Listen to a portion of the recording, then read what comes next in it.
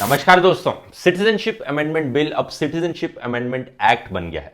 पिछले एक हफ्ते में देश के कोने कोने में इसके खिलाफ भारी प्रोटेस्ट हुए। आसाम, बाकी नॉर्थ ईस्टर्न स्टेट्स में, वेस्ट बंगाल में, केरला, कर्नाटका, उत्तर प्रदेश, दिल्ली तक में प्रोटेस्ट हुए। ज्यादातर प्रोटेस्ट जो थे इनमें नॉन वायलेंट थे, पीसफुल थे, लेकिन कुछ जगह पर वायलेंस हुआ, जैसे कि वेस्ट बंगाल में जहां पर एक ट्रेन पर आग लगा दी गई, जैसे कि दिल्ली में जहां पर कुछ बसों पर आग लगा दी गई थी। पहले तो मैं कहना चाहूंगा कि जो भी लोग प्रोटेस्ट कर रहे हैं, आपको एक्स्ट्रा श्योर रहना पड़ेगा यहां पर यह देखने के लिए कि ये सारे प्रोटेस्ट नॉन वायलेंट रहे, क्योंकि पब्लिक प्रॉपर्टी को जलाने से आपको कुछ नहीं मिलने वाला है यहां पर।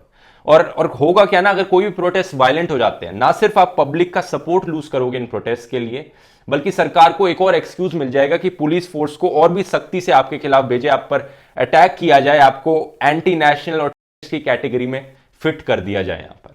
तो अगर प्रोटेस्ट कर रहे हो आप इनके खिलाफ, आपको एक्स्ट्रा श्योर रहना पड़ेगा यहां पर कि एक भी प्रोटेस्ट वायलेंट ना हो, यहां पर सबके सब नॉन वायलेंट प्रोटेस्ट हो। दूसरी तरफ सरकार और पुलिस की तरफ से जो रिस्पॉन्स दिखा, उसे देखकर ऐसा लगता है कि पुलिस सिचुएशन को कंट्रोल करने की जगह जानबूझकर वायलेंस को बढ़ाना चाह रही है। ऐसे कई वीडियो सामने आए जिसमें कि एक में तो पुलिस बाइक्स को बेवजह लाठियों से मार रही है, तोड़फोड़ कर रही है। कुछ ऐसे वीडियो सामने आए जिसमें ओपन फायरिंग कर रही है पुलिस प्रोटेस्टर्स के ऊपर। कुछ ऐसे वीडियोस आए जिसमें प्रोटेस्टर्स प्रोवोक नहीं कर रहे हैं पुलिस को, लेकिन फिर भी पुलिस उन्हें पकड़ के खींच के आकर लाठी से मार रही है। ये वीडियोस मैं दोबारा से शेयर नहीं करना चाहता यहां पर, आप मेरे फेसबुक पेज पर जाकर देख सकते हैं इन वीडियोस को, मैं यहां पर नहीं शेयर करूंगा उन्हें। एक इंसिडेंट में दिल्ली में जो जामिया इस्लामिया यूनिवर्सिटी है, जब उसके स्टूडेंट्स प्रोटेस्ट करने लग रहे थे, तो दिल्ली पुलिस आई, उस यूनिवर्सिटी के अंदर घुस गई, स्टूडेंट्स पर लाठीचार्ज किया। रिपोर्ट्स आई हैं कि 100 से ज्यादा स्टूडेंट्स इंजर्ड हो गए उसमें, और जो स्टूडेंट्स पार्टिसिपेट नहीं भी कर रहे थे उस प्रोटेस्ट में, वो भी इसमें इंजर्ड हो गए, वो इफेक्ट हुए। जब पुलिस लाइब्रेरी के अंदर घुस गई, स्टूडेंट्स बच्चे लाइब्रेरी में पढ़ने लग रहे थे और लाइब्रेरी के अंदर तक उन्होंने टीयर गैस फेंकी। इस भयानक इंसिडेंट के बाद, जो कि 15 दिसंबर को हुआ, देश में यह बात फैली और देश की अलग अलग यूनिवर्सिटीज के स्टूडेंट्स, जामिया इस्लामिया यूनिवर्सिटी के स्टूडेंट्स के सपोर्ट में मार्च निकालने लगे। पटना यूनिवर्सिटी, अलीगढ़ की AMU, Chandigarh university, IIT Bombay, Banaras Hindu university, Jain university, TISS, IIT Madras, Pondicherry university, Jadavpur university, ये सारी वो यूनिवर्सिटीज थी जहां के स्टूडेंट्स ने प्रोटेस्ट मार्च निकाली या सपोर्ट किया जामिया के स्टूडेंट्स को इस इंसिडेंट के बाद। बहुत से बॉलीवुड सेलिब्रिटीज ने भी आवाज उठाई, जैसे कि रिचा चड्ढा, स्वरा भास्कर, तापसी, राजकुमार राव, एक क्रिकेटर इरफान पठान ने भी आवाज उठाई, और यहां तक कि एक हॉलीवुड एक्टर तक भी आवाज उठा रहे थे अपनी इन स्टूडेंट्स के फेवर में।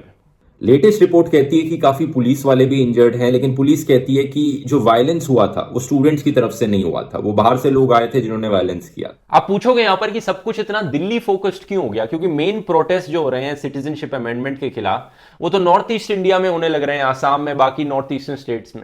इसके पीछे सिंपल सा रीजन है दोस्तों, क्योंकि दिल्ली में इंटरनेट अभी भी चालू है। सरकार ने रिस्पॉन्स में क्या किया है कि आसाम में पिछले एक हफ्ते से कई जगहों पर इंटरनेट शटडाउन कर रखा है, मेघालय में इंटरनेट शटडाउन कर रखा है, वेस्ट बंगाल में इंटरनेट शटडाउन कर रखा है। इनफैक्ट इंडिया में इतने इंटरनेट शटडाउन हुए हैं कि इंडिया की इंटरनेशनल इमेज इससे नीचे गिर गई है। दुनिया भर के अखबार, मीडिया हाउसेज इंडिया का मजाक उड़ाने लग रहे हैं इस चीज को लेकर कि देखो, इंडिया दुनिया की इंटरनेट शटडाउन कैपिटल बन गया है। यहां पर जितने इंटरनेट शटडाउन इंडिया में हुए हैं ना, उतनी बाकी पूरी दुनिया में कंबाइन कर नहीं हुए हैं।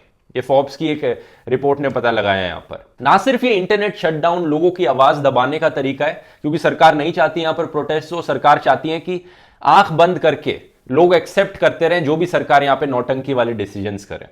और इस एडिशनली क्या है कि इंटरनेट शटडाउन करने से इकोनॉमी पर एक बहुत बुरा असर पड़ता है। जो भी बिजनेसेस हैं वहां पर, वो कैसे रन करेंगे, जो भी लोग जॉब कर रहे हैं वहां पर, वो कैसे अपनी जॉब करेंगे, क्योंकि आज के टाइम पे कितनी जॉब्स इंटरनेट से रिलेटेड है। बिना इंटरनेट के किसी का घर नहीं चलेगा, यहां पर किसी का काम नहीं चलेगा। इसी रीजन की वजह से आसाम से आपने कोई वीडियोस नहीं देखे होंगे जैसे आप दिल्ली में देख रहे हैं यहां पर, लेकिन रिपोर्ट्स बताती हैं कि वहां पर 1400 से ज्यादा लोगों को डिटेन किया जा चुका है, 175 से ज्यादा लोगों को अरेस्ट किया जा चुका है, 4 से ज्यादा लोग मारे जा चुके हैं आसाम में।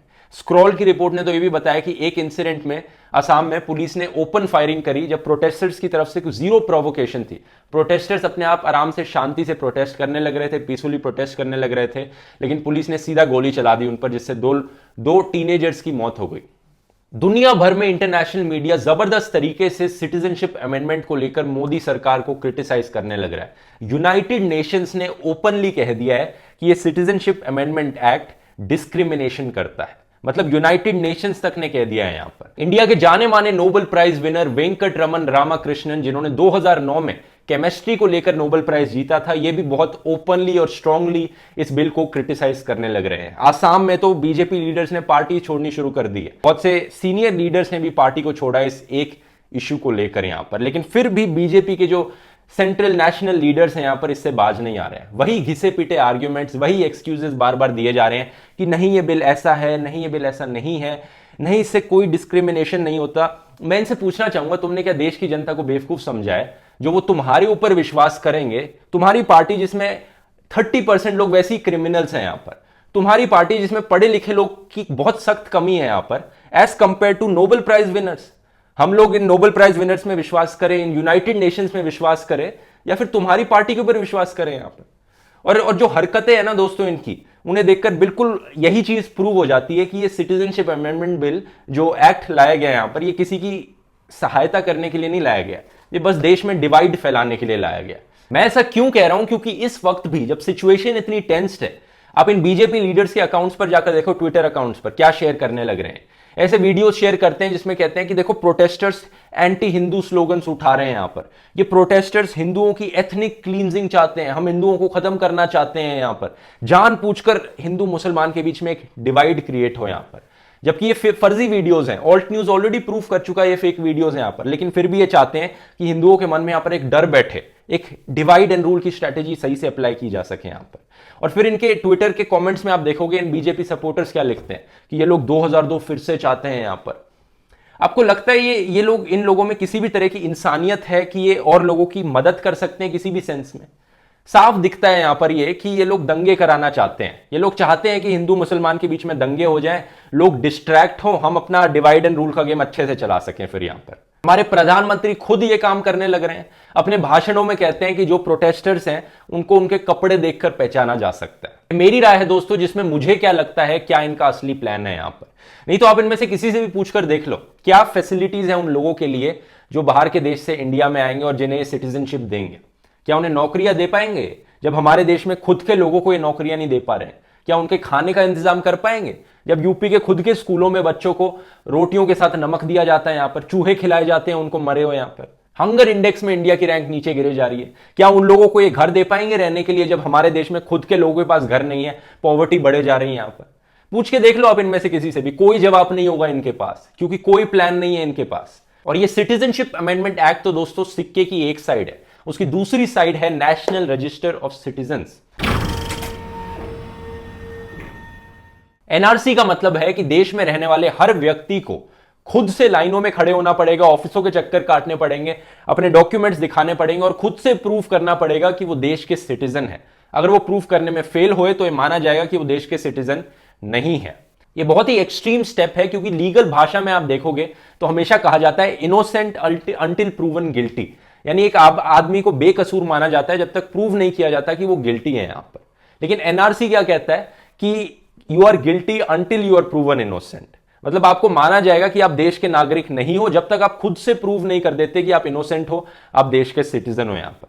आसाम में इसकी हिस्ट्री बहुत लंबी है, लेकिन बेसिकली आसाम के लोग चाहते थे कि एनआरसी आए उनकी स्टेट में ताकि इलीगल इमिग्रेंट्स को बाहर निकाल के बांग्लादेश वापस भेजा जा सके। लेकिन जब ये इंप्लीमेंट हुआ तब पता चला कि ये आइडिया कितना बड़ा फेलियर था। सालों भर ये प्रोसेस चला, आसाम में 1600 करोड़ से ज्यादा पैसे खर्च किए गए आसाम में एनआरसी को करवाने के लिए। ये चीजें बार बार रिपीट होती रही, लोगों को कई बार बार जाना पड़ा ये प्रूफ करने के लिए कि वो सिटीजन्स हैं। और जब फाइनल लिस्ट सामने आई तो उसमें दिखा कि 1.9 मिलियन से ज्यादा लोग प्रूफ हुए कि वो इलीगल इमिग्रेंट्स हैं जो अपनी सिटीजनशिप प्रूव नहीं कर पाए। अब आप सोचोगे एक्चुअली में 1.9 मिलियन लोग सिटीजन्स नहीं है, लेकिन रियलिटी में होता गया है जो गरीब लोग हैं उनके पास कोई जरिया ही नहीं था प्रूफ करने के लिए, क्योंकि गरीब लोगों के पास नॉर्मली डॉक्यूमेंट्स नहीं होते ये सब प्रूफ करने के लिए। और स्पेशली एनआरसी के केस में जब लोगों से क्या क्या डॉक्यूमेंट्स मांगे जा रहे थे कि आप इंडिया में बॉर्न हुए हो, ये काफी नहीं है प्रूफ करने के लिए कि आप सिटीजन हो।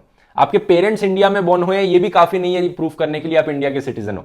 चाहे आप पूरी जिंदगी अपनी इंडिया में रहे हो, आपके पेरेंट्स अपनी पूरी जिंदगी इंडिया में रहे हो, ये भी काफी नहीं है प्रूफ करने के लिए। आपको ये प्रूफ करना पड़ेगा कि आपके पेरेंट्स 1971 से पहले से इंडिया में रह रहे हैं और आप उनके बेटे हो यहां पर। और अगर आपके पेरेंट्स 1971 के बाद पैदा हुए हैं तो आपको यह प्रूफ करना पड़ेगा कि आपके दादा दादी नाना नानी 1971 से इंडिया में रह रहे हैं, तो उनके बर्थ सर्टिफिकेट, फिर आपको यह प्रूफ करना पड़ेगा कि आप उनके ही पोते हो यहां पर। क्योंकि ये प्रोसीजर इतना कॉम्प्लिकेटेड था, कॉम्प्लेक्स था, तो बहुत से लोग नहीं प्रूव कर पाएंगे वो सिटीजन है यहां पर, स्पेशली गरीब लोग जो अपने डॉक्यूमेंट्स नहीं ला पा रहे थे। और दूसरी तरफ ऐसे भी केसेस बहुत देखने को मिले जिसमें कि अगर कोई सही में इलीगल इमिग्रेंट था तो वो पैसे देकर, ब्राइब देकर ऑफिसर्स को अपने नकली बर्थ सर्टिफिकेट प्रिंट करवा सकता था, और जो ऑफिसर चेक करने वाला था कि आपके डॉक्यूमेंट सही है या नहीं है, उसको भी आराम से रिश्वत खिलाई जा सकती थी यहां पर। तो इतना कॉम्प्लिकेटेड प्रोसेस जिसमें इतने सारे लूप होल्स हैं, तो बेसिकली जो लिस्ट फाइनल हुई उससे हर कोई नाराज था। बीजेपी नाराज थी क्योंकि उनकी राय में बहुत से ऐसे बांग्लादेशी थे जो इस लिस्ट के अंदर आ गए थे। कांग्रेस नाराज थी क्योंकि उन्हें लगता था बहुत से जेन्युइन सिटीजन इस लिस्ट से बाहर निकल गए हैं। ऑल असम स्टूडेंट्स यूनियन नाराज था क्योंकि उन्हें लगता था जितने इलीगल इमिग्रेंट्स इस लिस्ट में आने चाहिए थे उतने इस लिस्ट में रिफ्लेक्ट नहीं हो रहे हैं। तो क्योंकि सब नाराज थे यहां पर, तो इससे प्रूव हो जाता है कि ये जो आइडिया था एनआरसी का, यही बेकार था आइडिया। ये कभी काम नहीं करना था, क्योंकि ऐसे चीजें काम नहीं करती हैं। आप कभी लोगों से एक्सपेक्ट नहीं कर सकते कि इतने डॉक्यूमेंट्स लाए जाए जहां पर फ्रॉड होने के इतने ज्यादा चांसेस हैं। ये फ्लॉप था प्लान। लेकिन फिर भी अमित शाह कहते हैं कि नहीं, हम पूरे देश में एनआरसी को लागू करेंगे।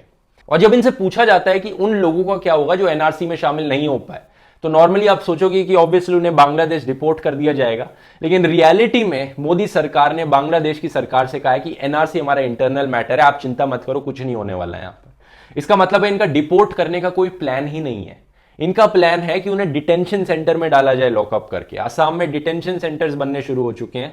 करोड़ों रुपए खर्च किए जा रहे हैं डिटेंशन सेंटर्स को बनाने के लिए, उन लोगों को रखने के लिए जो इस लिस्ट से एक्सक्लूडेड है। यहां पर आसाम का पहला डिटेंशन सेंटर 46 करोड़ रुपीस की कॉस्ट में इन्होंने अभी भी बनाया था, जिसमें 3000 लोगों को रखा जा सकता है। लेकिन रियलिटी में कितने लोग एनआरसी से बाहर हैं? 19 लाख लोग। इमेजिन कर लो कितनी कॉस्ट आएगी इसकी। 27,000 करोड़ रुपीज से ज्यादा इसकी कॉस्ट पड़ेगी अगर उन लोगों के लिए सबको डिटेंशन सेंटर में रखना है यहां पर। और फिर इसको एक्स्ट्रापोलेट कर लो, ये सोचकर, ये तो सिर्फ असम की बात है, अभी पूरे देश भर में अगर ऐसा किया जाए तो लाखों करोड़ों रुपए ये खर्च करेंगे डिटेंशन सेंटर्स बनाने में, जिसमें उन लोगों को रखा जाएगा जो कि प्रूवन भी नहीं है कि वो सिटीजन है नहीं है। इतनी फ्रॉड हो रहे हैं उस लिस्ट में यहां पर, सब बकवास। आप ये सोचकर देखो जरा, ये मोदी सरकार डिटेंशन सेंटर्स बनाने में करोड़ों रुपए खर्च कर देगी, जिसमें सपोजिटली इलीगल इमिग्रेंट्स बैठे हैं, उनको सर्विसेज प्रोवाइड की जा रही है, उनकी मेंटेनेंस, उनका खाना, उनका रहने का खर्चा वहां पर दिया जा रहा है। लेकिन अगर यही पैसा स्कूलों में लगाएं, अस्पतालों में लगाएं, फैसिलिटीज को इंप्रूव करने में लगाएं बाकी देश के सिटीजन के लिए, तो क्या बेहतर नहीं होगा? वहां पर कई गुना बेहतर होगा। ये तो पैसे की बर्बादी है डिटेंशन सेंटर्स। उससे अच्छा स्कूल, हॉस्पिटल्स बनाओ जो सबकी मदद भी हो यहां पर। ऊपर से सिटीजनशिप बिल को आप इसके साथ कंबाइन करके देखोगे तो जो लोग एनआरसी से एक्सक्लूडेड हैं, इलीगल इमिग्रेंट्स क्लासिफाई हो चुके हैं, वो सिटीजनशिप बिल के थ्रू वापस सिटीजनशिप ले सकते हैं अगर वो स्पेसिफिक धर्म से बिलोंग करते हैं। तो मुस्लिम्स और एथिस्ट को छोड़कर यहां पर हर कोई वापस सिटीजनशिप ले सकता है। सोचकर देखिए। और फिर ये कहते हैं कि नहीं, हम मुस्लिम्स के साथ डिस्क्रिमिनेट थोड़ी कर रहे हैं यहां पर। कितना झूठ बोलते हैं ये। अगर आप मेरी राय से सहमत हैं दोस्तों, इस वीडियो को शेयर कीजिए। और अगर आप मेरे काम को सपोर्ट करना चाहते हैं, आप patreon.com/ध्रुव राठी, ताकि ऐसे ही और वीडियोस मैं आपके लिए फ्यूचर में लाकर रखता रहूं। चलिए मिलेंगे हम अगले वीडियो में। बहुत बहुत धन्यवाद।